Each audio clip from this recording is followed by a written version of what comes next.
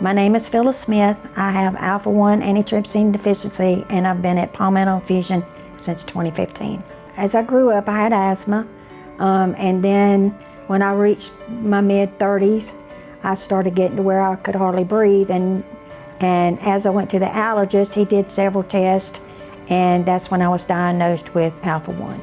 The next step was I had to go see a specialist, a pulmonologist specialist in alpha-1, and when I went in, he told me I was going to have to start being on treatments every week for the rest of my life. It was devastating, especially when he told me I would probably die if I didn't continue getting these treatments. My husband retired. I had insurance with Medicare because I'm on disability. We submitted some information in that the insurance requested. We had not heard back from them in a 3-week period of time, so we called them. When we called them, they informed us that since I was on disability and had Medicare, I would not be covered on his insurance, that I would have to get a supplemental insurance and see if they would help me, if it would cover my medications. So we took it one step further. I went and found a supplement insurance that would help me at least pay 80% of my medicines, but that's all they would pay. And that's where I was left. I didn't know what I was going to do. My medication's $4,500 a week, and it left me with like $1,600 out of pocket to pay. I found all this information out the day prior to me coming in for my infusion, and Tara's always been the perfect person to talk to. She'll help you in any way she can. And as she was doing my infusion, I asked her, I said, Tara, do you have any means or know of anyone that I can call that can help me get some assistance, or else I'm not going to be able to get my infusions? So that afternoon, she sent me a message and told me she spoke with Christy, and Christy was going to give me a call.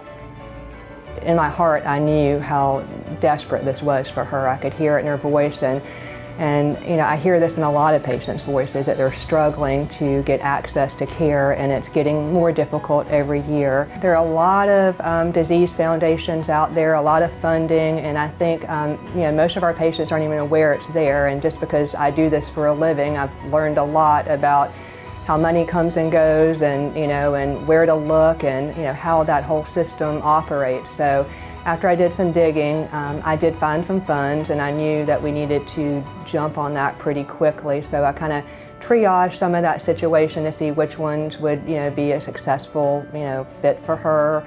And she got pretty much an immediate approval. So in that short of time, in a couple of days, a devastating, unknown situation kind of did a 360, and she wasn't delayed in getting her treatment. You know, and the best part was to be able to call and email Tara and thank her, you know, for seeing that need.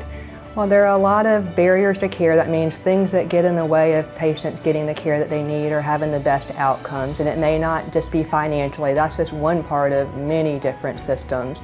You know, it could be emotionally, it could be, you know, financially, it could be physically getting to the, you know, the therapy. It's hard to have a great response to therapy if you can't physically get there to get it. So I think there are a lot of barriers to care. So I get calls all the time, whether it's, you know, a need for a transportation grant, helping someone with some insurance decision making, mental health or substance abuse referrals, help with advanced directives.